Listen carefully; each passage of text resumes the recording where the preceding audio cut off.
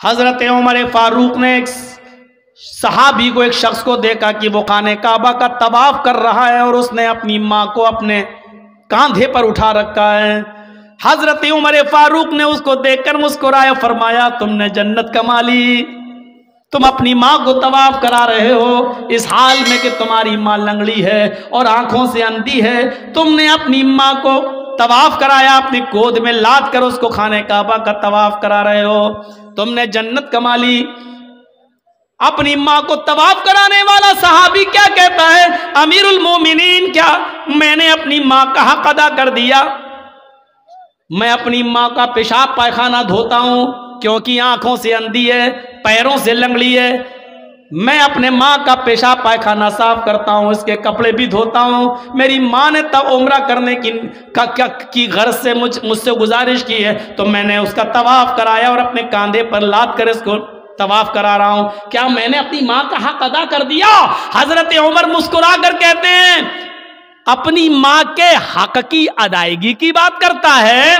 तेरी माँ जब तुझे पैदा कर रही थी, तुझे जन रही थी, तुझे अपने पेट से बाहर निकाल रही थी और उसको जनते वक्त पैदा करते हुए जो तकलीफ एक औरत को होती है, जब उसको वो तकलीफ हो रही थी और उसके मुंह से जब पहली चीख निकली, आह, जब तू अपने माँ के पेट से बाहर आ रहा था और दर्द की वजह से जब तेरी माँ कराई, चिल्लाई, उसने कितनी चीखें मारी है मुझे पता नहीं, उसने कितनी आवाजें दी है मुझे पता नहीं, लेकिन दर्द की पहली आवाज जो उसके मुंह से निकली, आए मेरे दोस्त, अभी तो तूने अपनी माँ की उस पहली आवाज का भी हक अदा नहीं किया, उसकी पूरी जिंदगी का तू हक क्या अदा करेगा?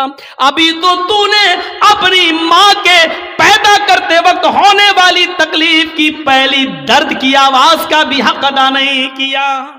आदमी अपनी माँ के लिए कितना भी कर ले लेकिन अपनी माँ का हक अदा नहीं कर सकता है। नहीं, मुमकिन ही नहीं है कि वो अपनी माँ का हक अदा कर ले। तो दूसरी चीज, वला तउक्कन्न वालिदैक व इन मराकन तखरुज मिन अहलिका व मालिक।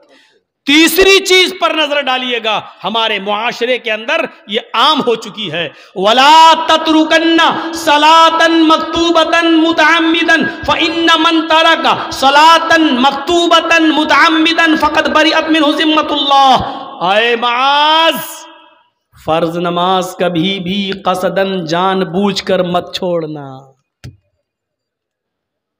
फर्ज नमाज क्या बोलूं, कहां से शुरू करूं और कहां पे खत्म करूं? नमाज के सिलसिले में हमारी सोसाइटी, हमारा समाज क्या है? समाज के अंदर बहुत जल्दी मीटिंग हो जाती है, फलां लड़की को फलां लड़के ने गांव में छेड़ा है, पंचायत बैठ जाती है, इतना रुपया जुर्माना दो या शादी, सजा मुतय्यन हो जाती है, पंचायत बैठ जाती है। वाह रे गांव के पंचायतियों, मुबारकबादी के लायक हो तुम। लेकिन दिल पे हाथ रख के बताना, जिसने आपके मोहल्ले में फजर की नमाज न पढ़ी हो उसके लिए तुमने कौन सी पंचायत की है? असर की नमाज के वक्त वो अपने खेत में खेत जोत रहा था, तुमने उसके लिए कौन सी पंचायत की है? और अगर नमाज छोड़ने पर पंचायत नहीं कर सकते हो तो फिर लड़के और लड़की के मामले में लेके भाग गया या जिना कर लिया और उसके लेके पंचायत, इतने रुपए जुर्माना दे लड़के वाला, तुमने फलां की लड़की की जिंदगी बर्बाद कर दी। वाह साहब, लड़की की जिंदगी बर्बाद, लड़का। मैंने कोर्ट के अंदर एक बहस में लेडी वकील की ये बहस सुनी है अपने कानों से कि जब वो लेडी वकील लड़के का मुकदमा लड़ रही थी और लड़के का मुकदमा जेंट्स वकील लड़ रहा था, लड़की का मुकदमा जेंट्स वकील और लड़के का मुकदमा लेडी। लेडी वकील बचा रही थी लड़के को और जेंट्स जो वकील था वो सजा दिलवाना चाह रहा था, तो उस वकील ने, जो लेडी थी, वो सुई लेकर आई थी, सुई और धागा, और उसने कहा, जज साहब देखिए ये धागा मैं सुई में डाल रही हूं। उस बहस में हम शामिल थे, देख रहे थे, सुन रहे थे। ऐसे जब धागा सुई तक ले जाती थी और सुई को ऐसे कर लेती थी, देखिए साहब धागा सुई में नहीं जा रहा है ऐसे। तो जज मुस्कुरा के कहता है, मैडम आप सुई तो हटा लेती हैं तो धागा अंदर जाएगा कैसे? कहा, जज साहब अब आपको फैसला कर देना चाहिए, जब लड़की खुद अपने आप को अगर बचाने लगे तो लड़का उसके साथ रेप कर कैसे सकता है? मेरे कहने का मकसद यह है कि लड़के की रेप की जुर्रत तभी होती है जब लड़की की तरफ से उसको इशारे मिलते हैं, उसको मौके मिलते हैं, उसको अवसर मिलते हैं, उसको टाइम मिलता है, उसको जगह मुतय्यन की जाती है। उस वक्त जिना कह लो या रेप कह लो या ये कह लो कि जिना बिर रजा। और फिर जब उस लड़का लड़की से शादी के लिए मना कर देता है तो लड़की इसी रजामंदी के साथ किए हुए जिना को रेप में चेंज कर देती है, रेप में बदल देती है मेरे भाइयों। और जज को फैसला सुनाना पड़ा और लड़के को बाइज्जत बरी करना पड़ा।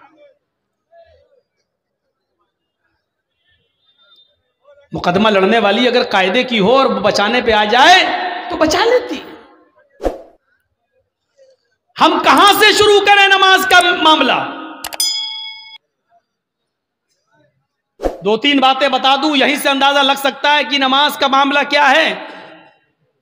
अब्दुल्ला इब्न बाज, शेख इब्न बाज से मसला पूछा गया।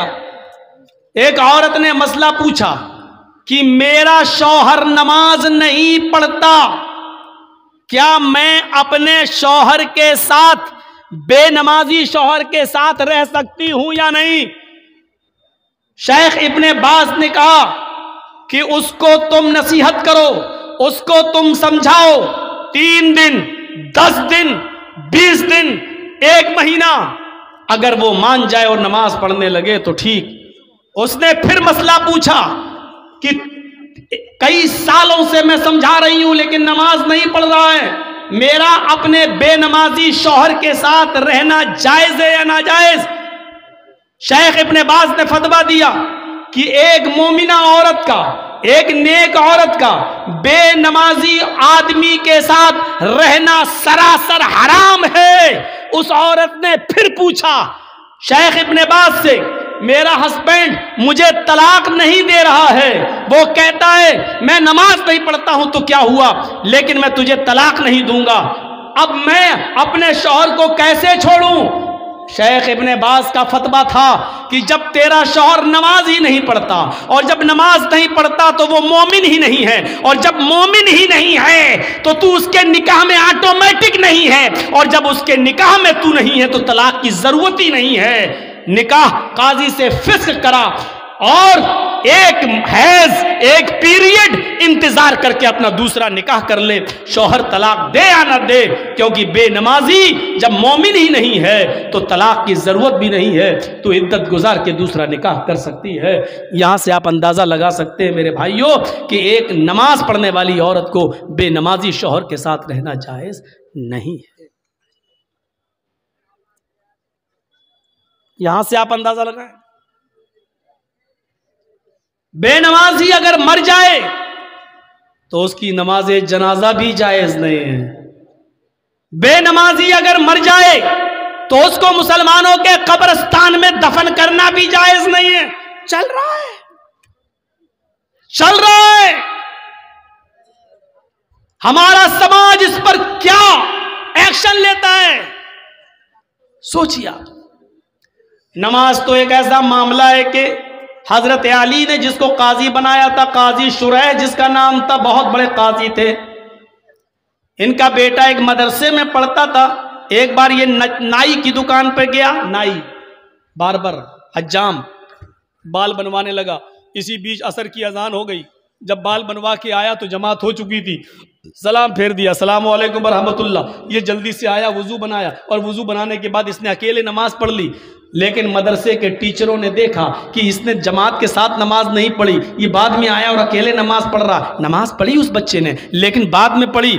मदरसे के टीचर ने, मदरसे के उस्ताद ने काजी साहब को लेटर लिखा, काजी साहब आपके बेटे ने नाई की दुकान पर बाल बनवाने में इतना टाइम लगा दिया कि जब बाल बनवा कर आया तो असर की नमाज की जमात हो चुकी थी, उसने बाद में अकेले नमाज पढ़ी है। मदरसे का मैनेजमेंट कमेटी क्या सजा दे, आप मुतय्यन करिए। मैं मदरसे का मैनेजमेंट कमेटी का मेंबर हूं, लेकिन आप काजी हैं, आप बताइए कि आपके बेटे को क्या सजा दी जाए। काजी साहब ने जो सजा दी, सुनिए वो क्या था। एक मोटा डंडा भेजा, एक मोटा डंडा भेजा और एक लेटर लिखा, और लेटर में लिखा हुआ था, मदरसे की मैनेजमेंट कमेटी को ये मैं ऑर्डर देता हूं कि मेरे बेटे को इस मोटे डंडे से इतना मारो, इतना मारो, इतना मारो, जब तक ये डंडा टूट कर 3 टुकड़े ना हो जाए, उस वक्त तक इस डंडे से मेरे बेटे को पीटते रहो। जब ये डंडा 3 टुकड़े हो जाए तो मेरे बेटे को पीटना छोड़ देना और उसका खाना पानी बंद करके कमरे में बंद कर देना। अगर वो तौबा कर ले और इकरार करे कि आइंदा मैं कभी, इकरार करे कि आइंदा मैं कभी इतने तंग वक्त में बाल नहीं बनवाऊंगा, या कोई तंग वक्त में टाइट शेड्यूल में मैं नमाज का वक्त करीब हो तो मैं कोई दूसरा काम नहीं करूंगा, अगर इस बात का इकरार करे तो छोड़ देना, वरना भूखा प्यासा अगर मरता है तो मर जाने देना। ये काजी का फैसला है अपने बेटे के बारे में, काजी शुरैह का। हम अपनी नौजवान नस्ल को एंड्रॉयड मोबाइल उनके हाथों में दे देते हैं और समझते हैं कि मेरा बेटा फजर में जमात के साथ नमाज पढ़ेगा। जो आपका बेटा रात के 12 बजे तक 2 GB मिलने वाले नेटवर्क को खत्म करने में रात गुजार देता हो, आप अपने उस बेटे से ये उम्मीद रखते हैं कि वो फजर की नमाज जमात के साथ अदा करेगा। इन सर्दियों की रातों में ऑनलाइन पढ़ाई के बहाने आपकी बेटियां मोबाइल इस्तेमाल करके व्हाट्सएप और फेसबुक यूज कर रही हैं, और आप ये उम्मीद रखते हैं कि हमारी बेटियां बापर्दा और बाहया हो जाएंगी, नकाब लगाएंगी, खुशबू से पाक साफ रहकर बाजार में या अपने मैके या कहीं और जाएंगी। या आप आज के इस दौर में उम्मीद लगा रहे हैं तो बेकार है। अगर आपने अपनी बेटी को एंड्रॉयड मोबाइल दे रखा है, फेसबुक और मैसेंजर और व्हाट्सएप अगर वो चला रही हैं, तो याद रखिएगा आप अपनी बेटी पर भरोसे के लायक नहीं हैं। आपकी नजर में आपकी बेटी कितनी पाक साफ हो, लेकिन आपको अपनी बेटी पर भरोसा नहीं करना चाहिए, एतमाद नहीं करना चाहिए, इसलिए कि व्हाट्सएप और मैसेंजर और फेसबुक चलाने वाली लड़की का एतबार नहीं किया जा सकता है। आज के इस दौर में जब हजरत आयशा सिद्दीका के ऊपर तोहमत लग सकती है, हजरत आयशा सिद्दीका इल्जाम से अपने आप को नहीं बचा सकती हैं, तो हमारी बेटियां उनसे ज्यादा पाक दामन तो नहीं है, हमारी बच्चियां उनसे ज्यादा नेक तो नहीं है। जब मुनाफिकों ने, झूठों ने, जब कजरुओं ने और दिल के गंदे लोगों ने अम्मा आयशा को नहीं छोड़ा, तो हमारी बेटियों को कैसे छोड़ेंगे।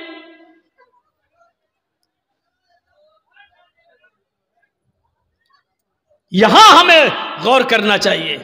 हजरत ज़करिया अलैहिस्सलाम को देखो, मरियम अलैहिस्सलाम को देखो, सूरह मरियम पढ़िए।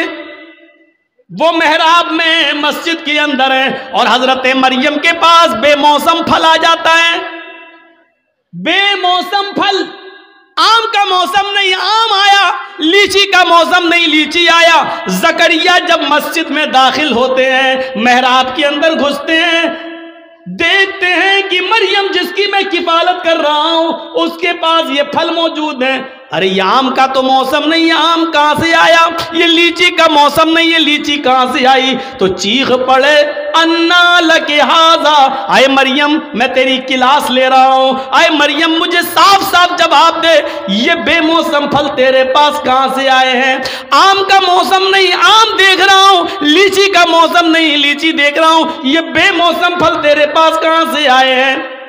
वो मरियम जिसकी पाक दामनी की गवाही अल्लाह ताला ने दी है कि हमने मरियम को बगैर शौहर के बेटा दिया, ईसा बगैर बाप के हमने पैदा किया, वो मरियम जिनके पाक और साफ होने का ऐलान अल्लाह ताला ने किया है कुरान में, जिनको पाक दामन बताया है, उस मरियम की क्लास जकरिया ले रहे हैं कि बता मेरी बेटी, ओ बता मेरे लख्ते जिगर, ये तेरे पास कहां से आया है?